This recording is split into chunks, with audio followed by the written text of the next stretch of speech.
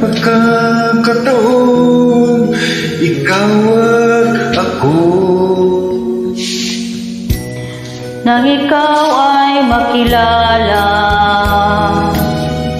labis-labis ang ligaya. Ang bawat sandali, lagi nang may ngiti sa aking mga